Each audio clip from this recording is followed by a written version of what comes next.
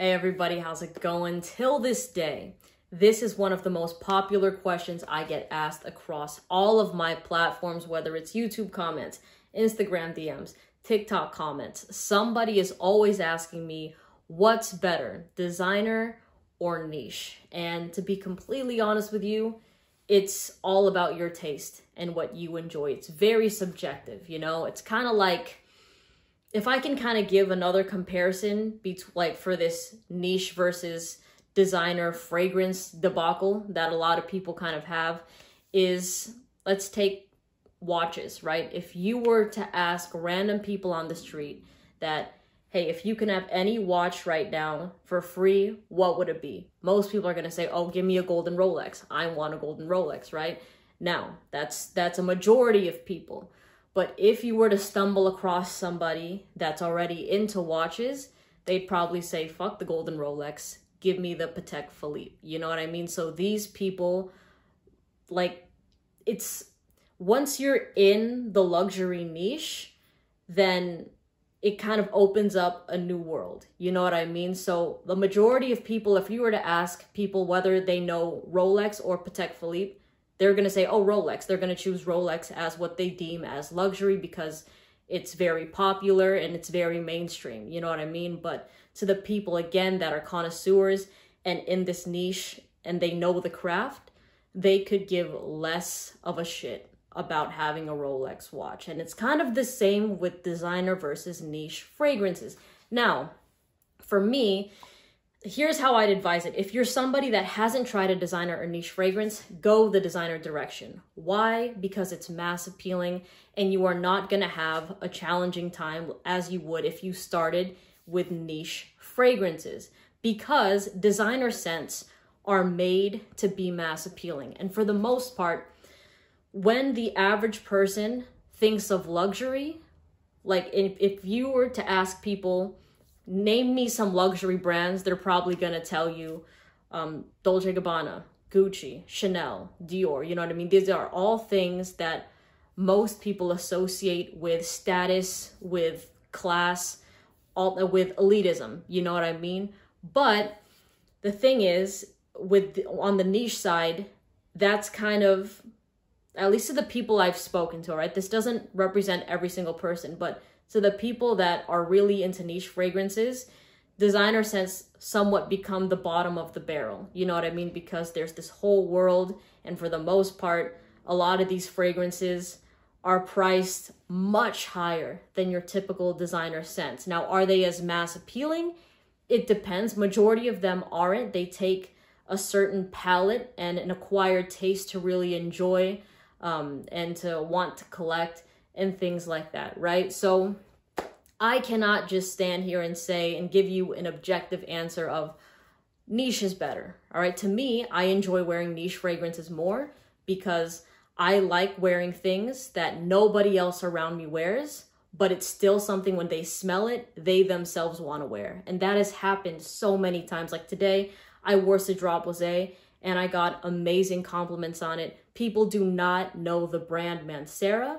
And same thing with Elysium. When I wore Salt and Pepper by Precious Liquid, these are all things people have stopped me to ask me what I'm wearing, to write it down. But when I tell them the brand name, they get stumped. They're like, what?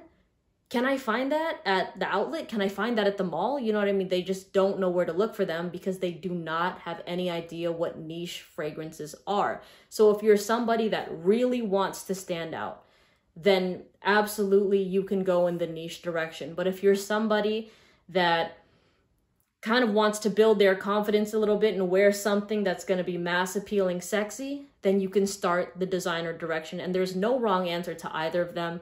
The downside with the designer direction is the fact that, you know, once you kind of start wearing these things, but when you go out and you smell fragrances on other people, especially if you enjoy the nightlife, the partying life, you're going to smell the fragrances you own on a lot more people. Now, of course, not a lot of people rock fragrances in general, but when it specifically comes to going clubbing, going to bars, when people are getting dressed up, that's when they throw on their fragrances. So that's when you're going to smell a lot of that Dior Sauvage, Bleu de Chanel, Chanel No. 5, Flower Bomb by Viktor and Rolf, things like that. You know what I'm saying? So that's just a downside, is the potential of smelling like somebody else. You know what I mean? So if that's not a downside to you, totally fine. Or if the area that you live in, if other people there don't really wear scents, then that's cool. It's totally cool. You know what I mean? I'm just kind of voicing that opinion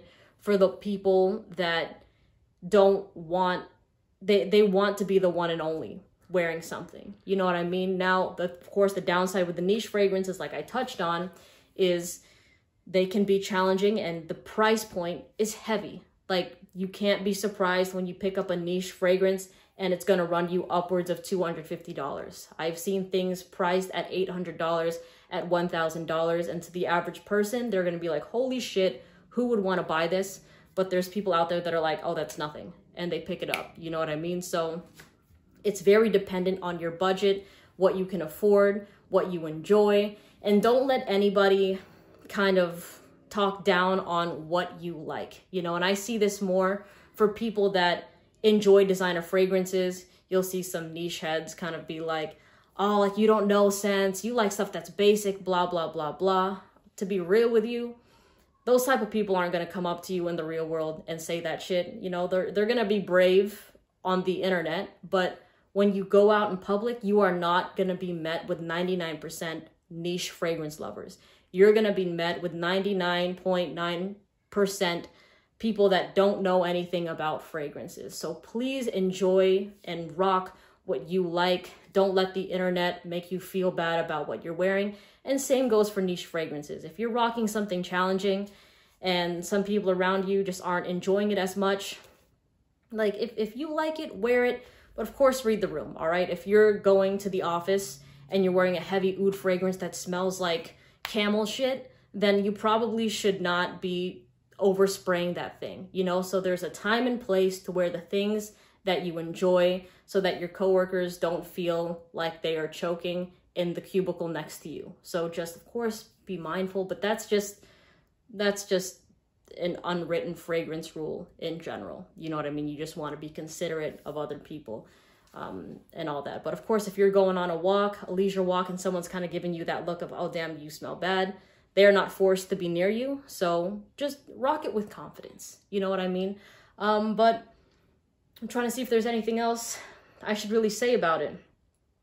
I say it's always easier to go with designer than move into niche, but I mean, again, that's just my opinion. You, of course, can just shoot right into niche if you want to, or just stay in the designer realm and not even move over if you want to. Or if you're somebody that likes the Bath & Body Works, Victoria's Secret, Axe stuff, and it works for you and it's in your budget, go for it. Everything is all up to you, and no one's going to be butthurt about it in real life, I promise you. All right, anyways, let me know in the comment section which one you pull for, if you're more of a niche fragrance wearer or a designer fragrance wearer. And also let me know in the comment section if you're team Rolex or team Patek Philippe. I just think that that's really interesting as well. Those watches are amazing. But anyways, I hope you have a great day, and I'll see you in the next video. Bye.